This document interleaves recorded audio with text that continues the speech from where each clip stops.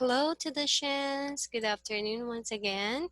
And this is again Teacher Anna, your learning partner. So last week we have learned about chapter number 5.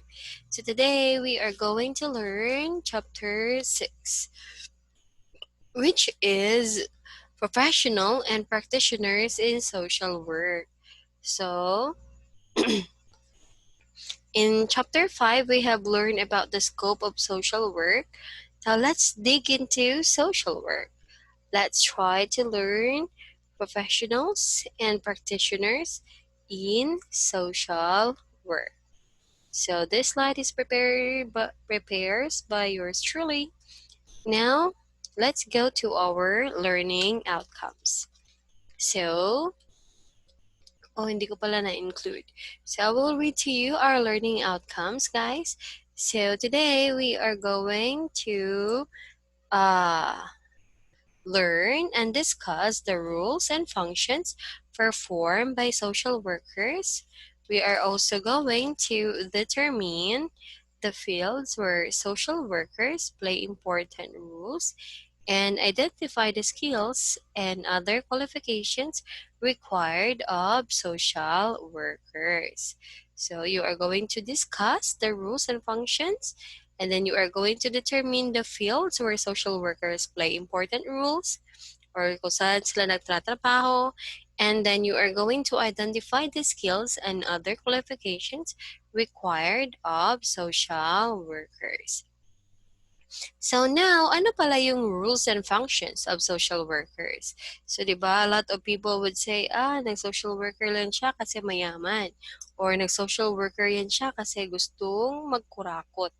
So, pero it's not just like that. So, social workers provide a wide range of services. So, they are not just limited to the kanang pangurakot, this WD, they are not just limited there. So when we say social worker, it provides a wide range of services to their clients. So in doing so, they play a number of roles and perform the functions associated with them. So that is according to Shafor et al. 1994. So he listed the rules of social workers as human service broker, teacher, counselor, case manager, workload manager, staff developer, administrator, social change agent, professional, and a researcher. So marami palang rules and functions yung ating mga social workers.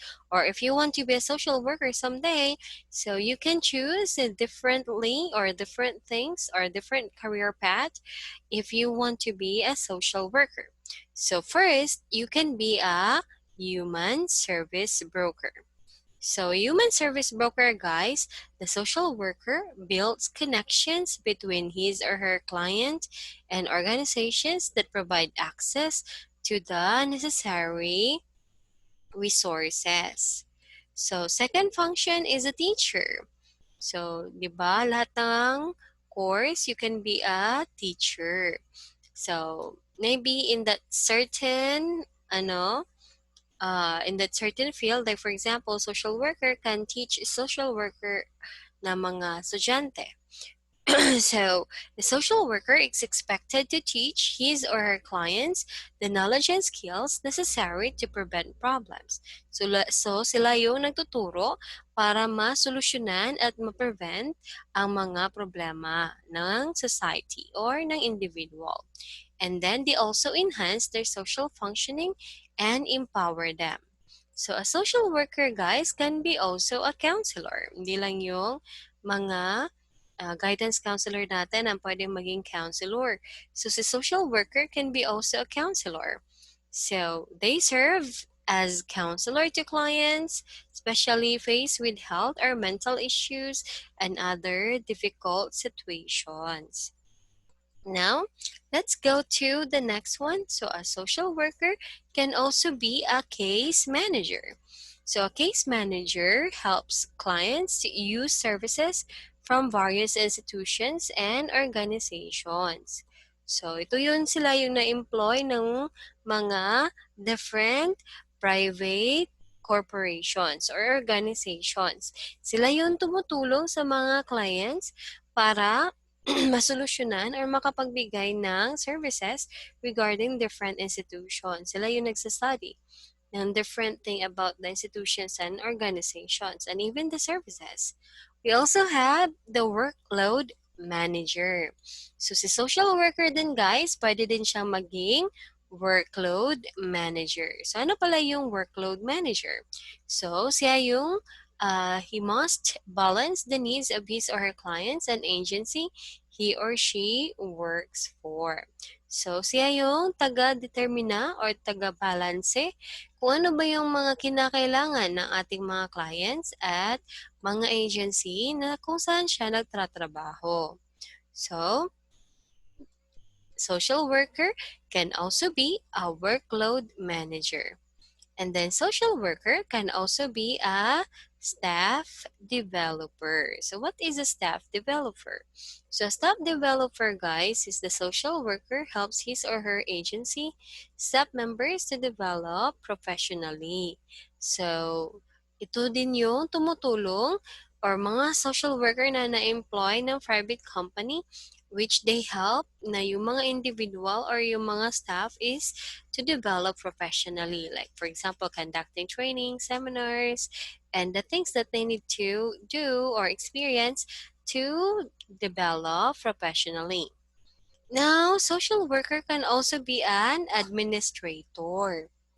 So, the social worker also serves as an administrator in both public and private agencies.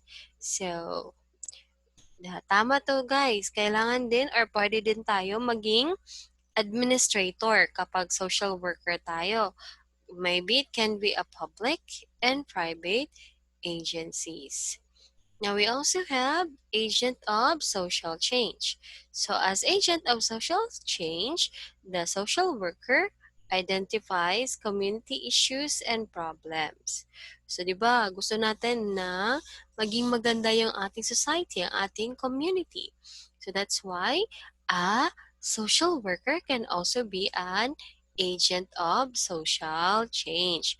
So sila yung nag-a-assess. So ano bang dapat gawin ng ating mga tao or ano bang dapat gawin ng ating mga client?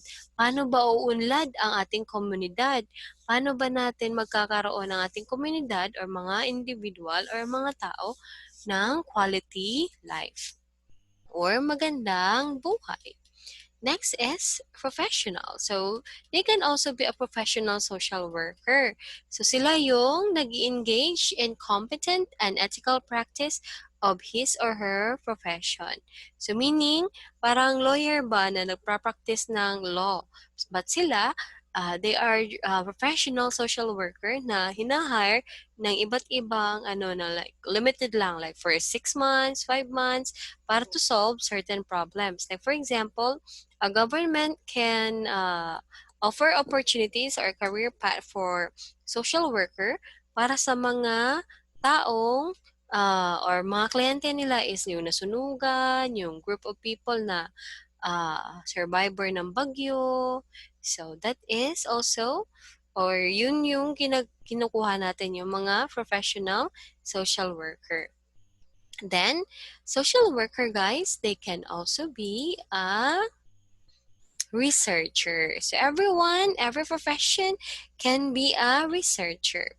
So a social worker needs to be up to date with the latest knowledge in his or her discipline and contribute to its scholarly literature. That's why before ka maging social worker, kailangan nila na mag-submit ng isang discipline or research or magandang scholarly literature para mag-contribute sa kanilang field.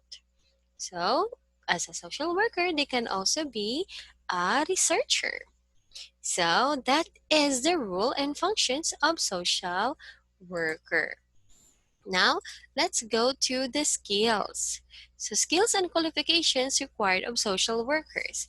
So, any other professions, guys, meron talagang mga required skills and qualification.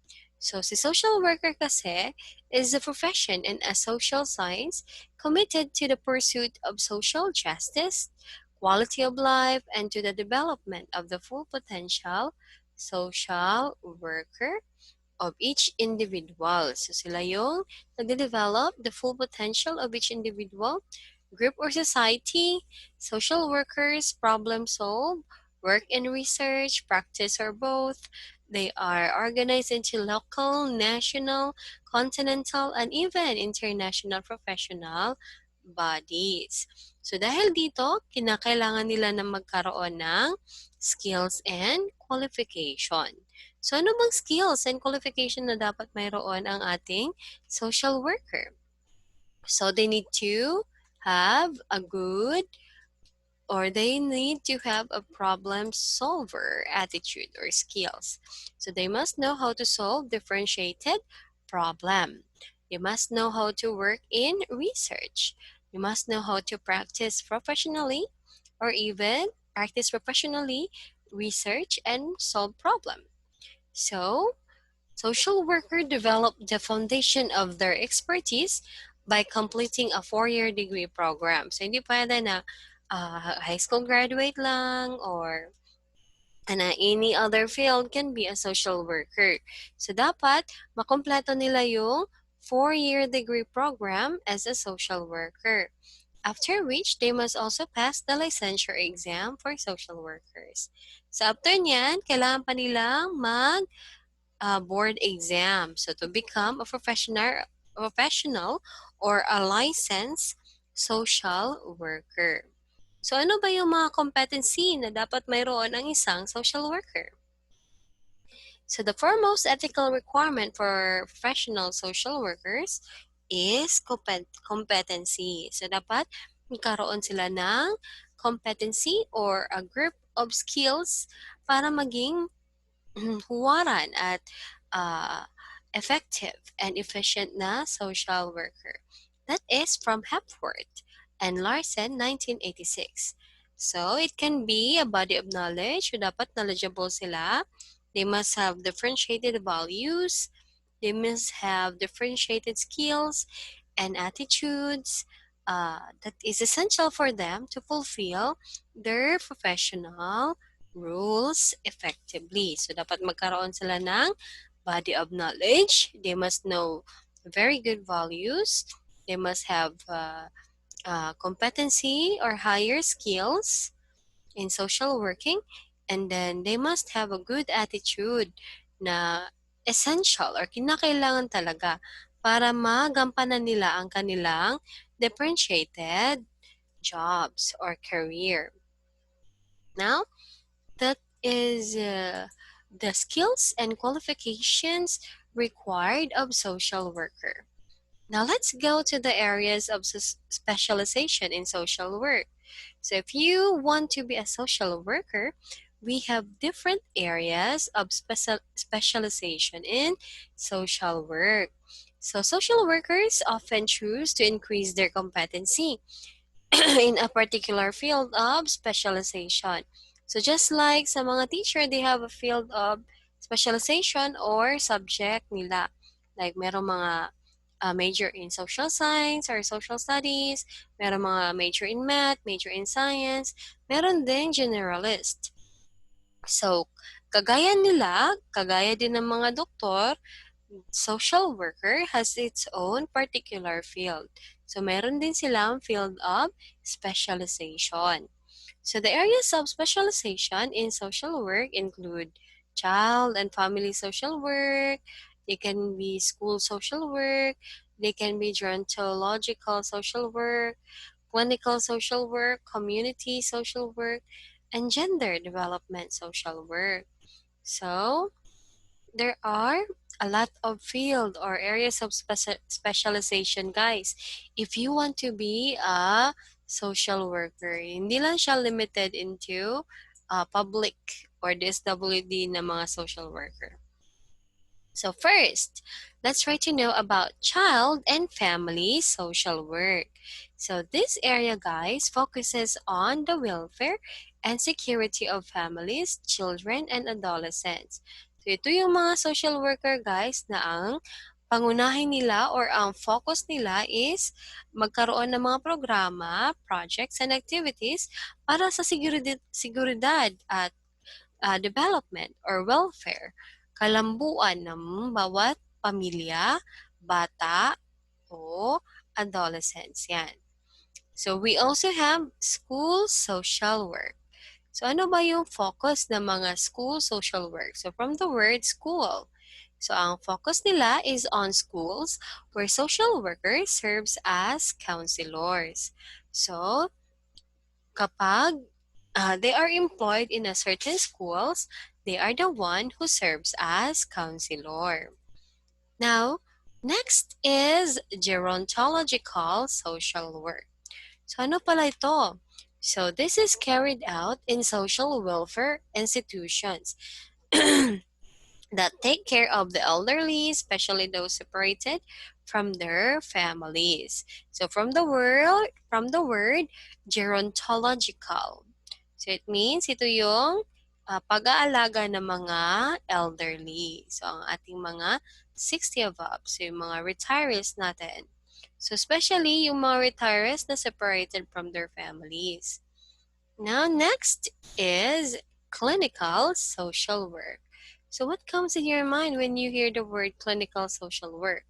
So parang kagaya ng isang doktor or ng psychologist or ng mga differentiated hospital. Yeah, so medyo malapit-lapit din. So when we say clinical social work, those who perform clinical social work are usually found in public and private hospitals. So sila yung nagtatrabaho sa public and private hospitals, guys. They can also work in the clinics and then rehabilitation center. Itong mga rehab, itong mga boys town, girls town. We also have kanang sa rehabilitation, just like in Davao City. So there are also social worker who work in that certain places. Okay? Now, next is community social work. So kung makakakita kayo ng mga tao na naghihingi ng mga census, o ilan ba kayo dito sa bahay niyo, or ilan nag-aadtog sa inyo hambalay ba para mangutana kung pila ka bukang nagpuyo diri. They are what we call community social work.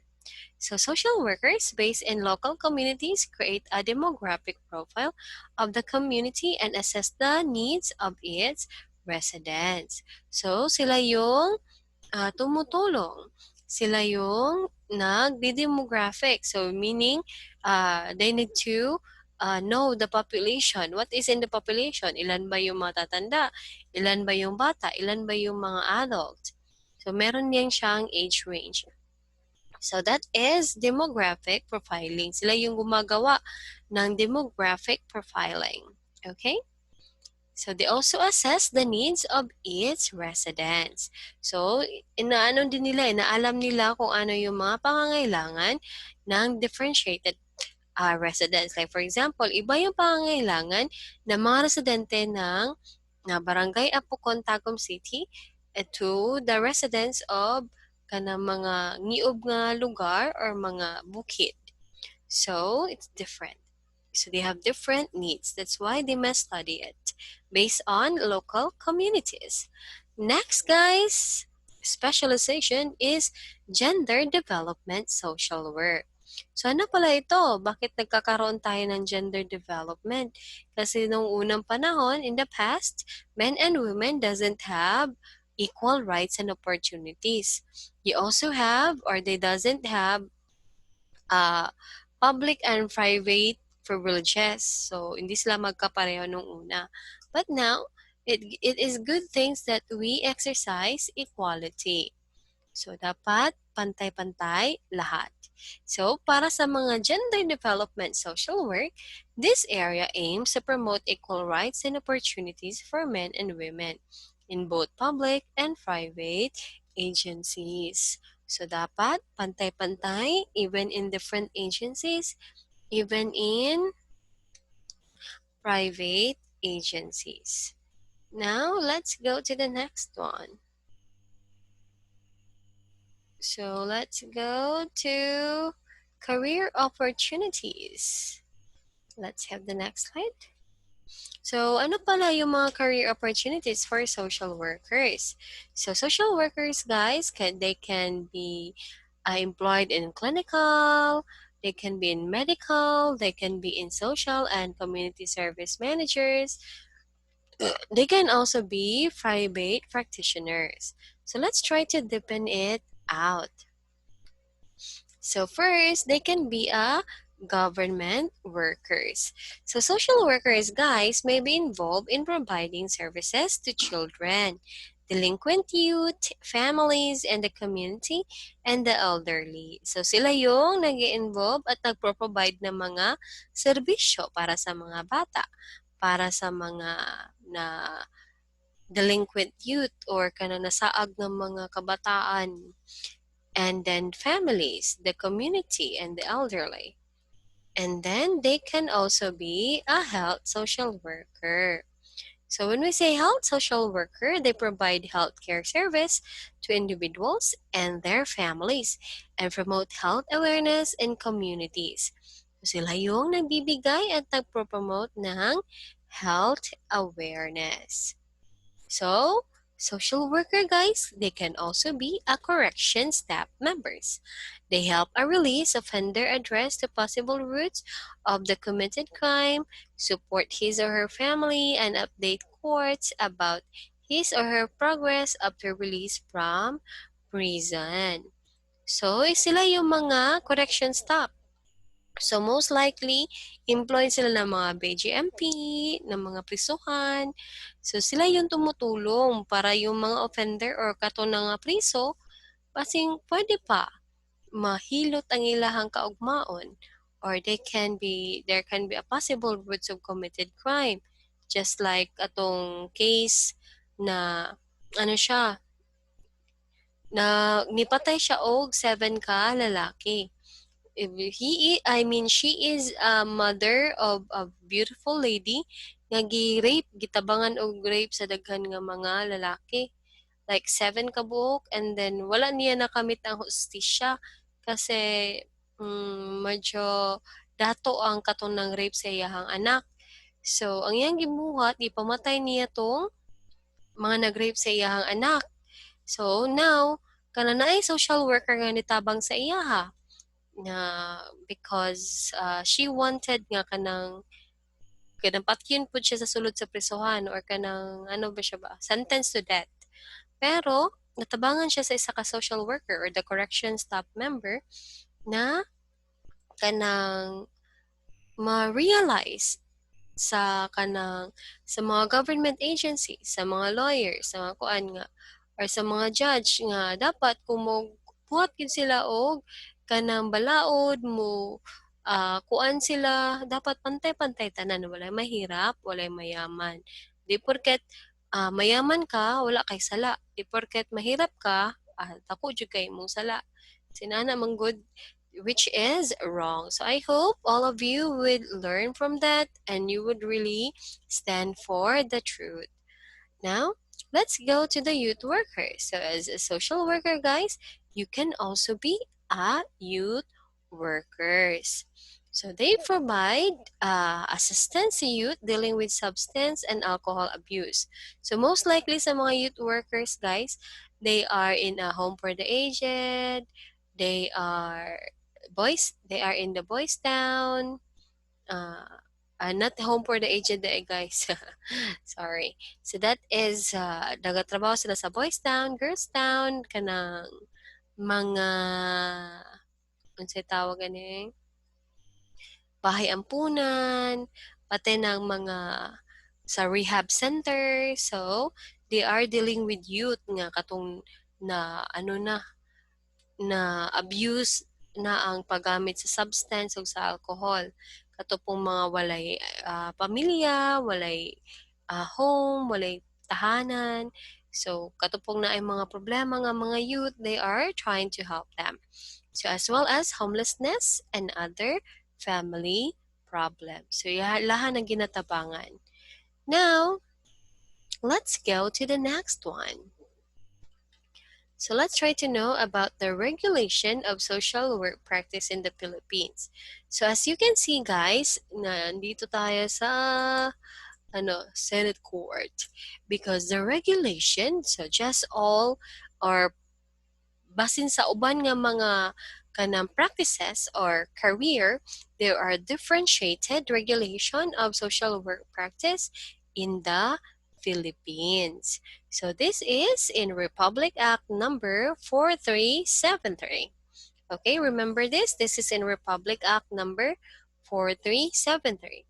So it regulates the practice of social work agencies in the Philippines. So this law sets the standards for the quality of service provided by social workers. So atong mga gusto mag-lawyer, you can also try to search this one, Republic Act number 4373. So mo ni siya ang regulation for social worker here in the Philippines. Okay? So that is for the regulation of social work practice in the Philippines. Now let's go to the social workers' right to effective and ethical working environments. So lahat tayo guys, always remember we have our own rights. So either social worker man yan, teacher man yan, doctor man yan, bisag unsa imong profession guys, na jud kay right, just like the social worker.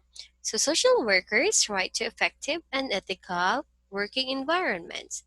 So they need to or they are expected to balance the needs of their clients and their families and those of other people involved in the profession. So dapat balance silang tanan.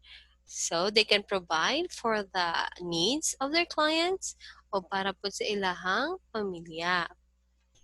And then, a framework is necessary in elaborating the specific policies for effective and ethical social work environments. So, dahil siya framework, no?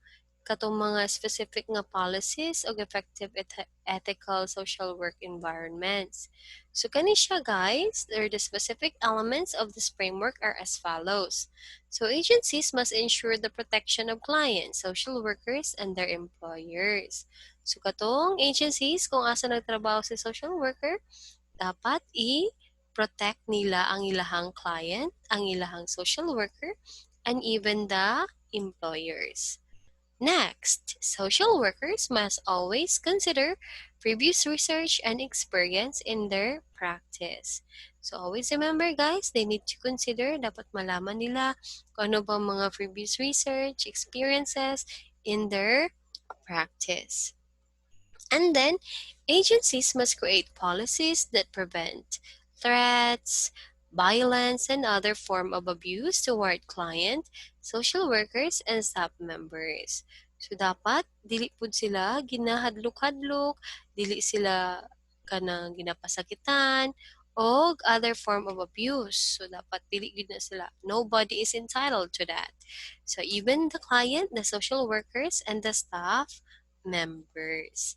So social workers then, agencies must protect those who raise their concerns about unethical and unsafe practices. So, dapat protektahan po nato katong mga agencies nga naka-employ po sila social worker nga mga unethical o kanon na po sila mga unsafe nga practices.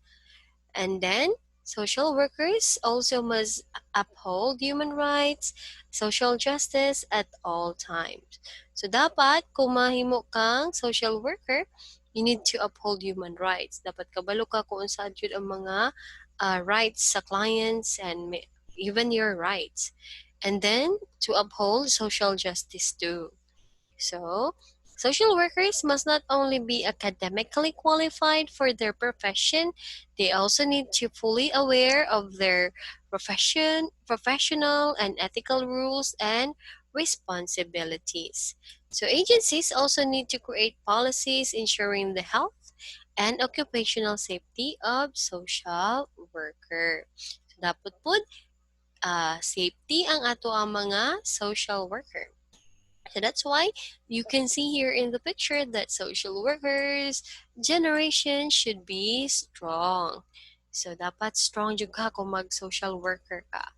So that is what we call social workers' right to effective and ethical working environments.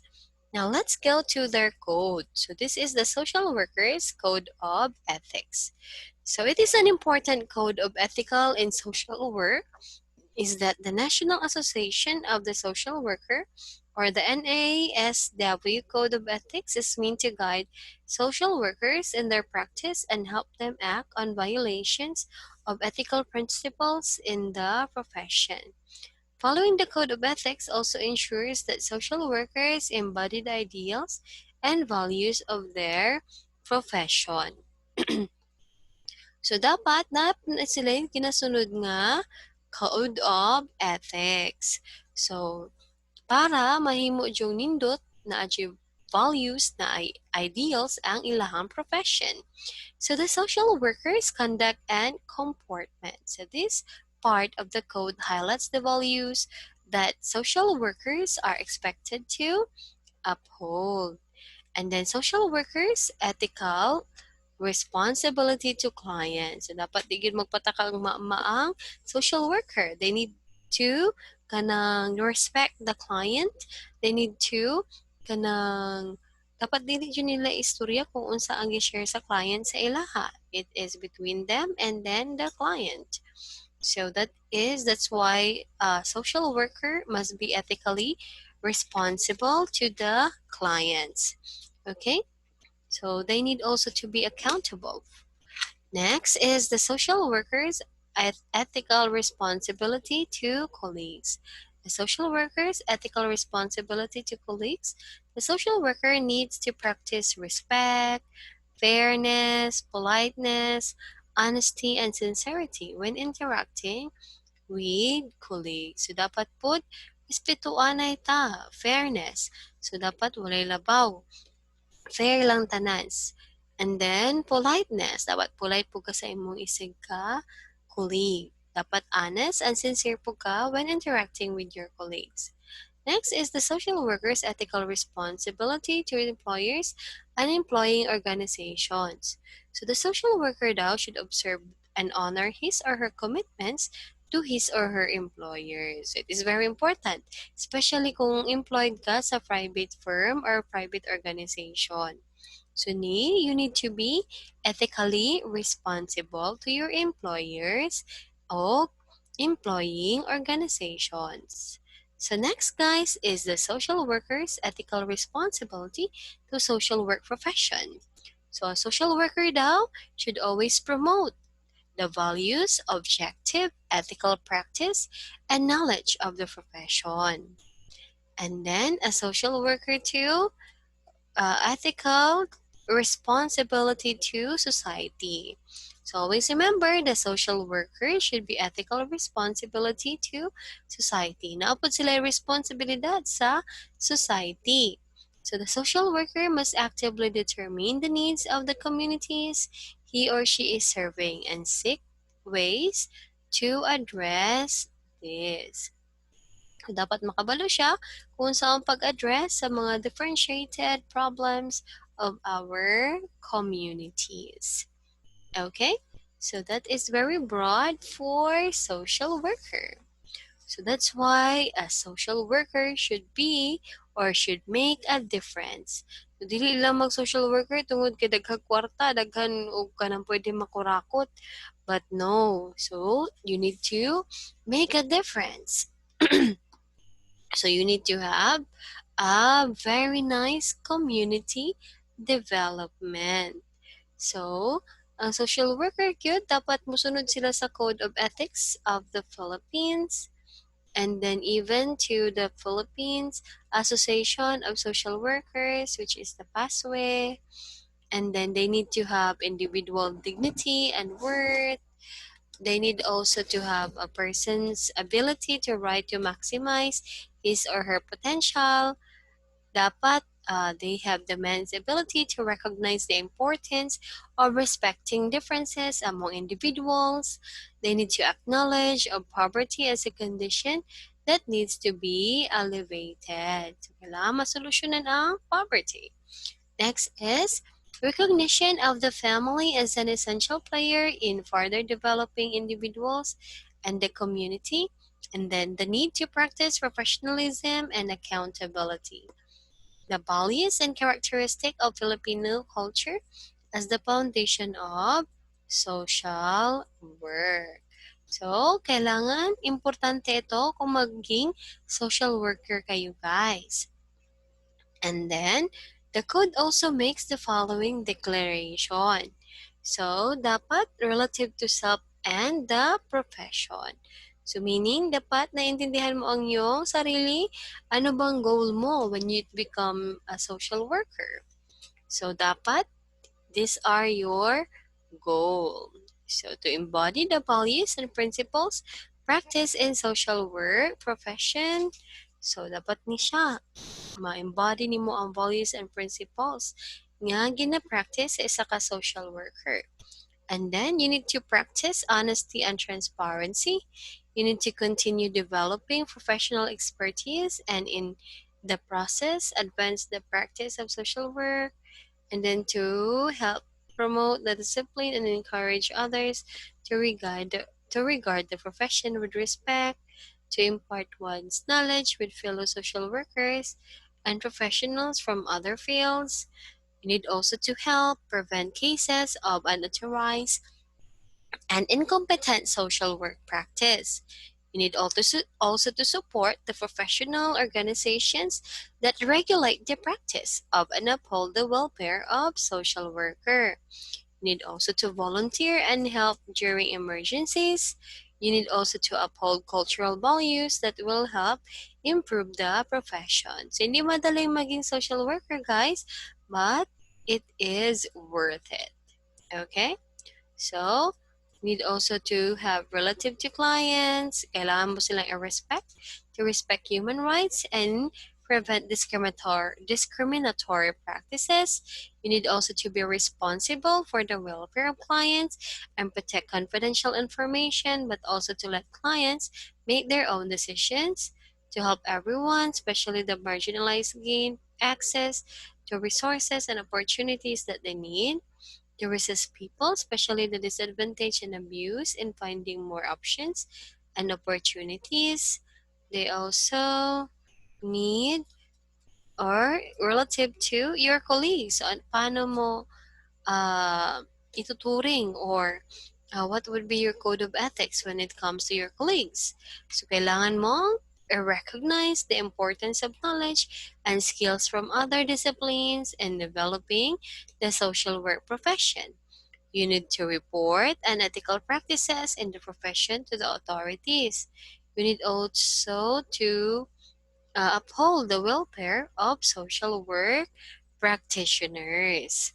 So, if you become a social worker, guys, I hope you make a difference, a good difference, and a very good community development. So, thank you so much for listening for our lesson today. I hope you learn a lot as the beauty of the job of the social workers.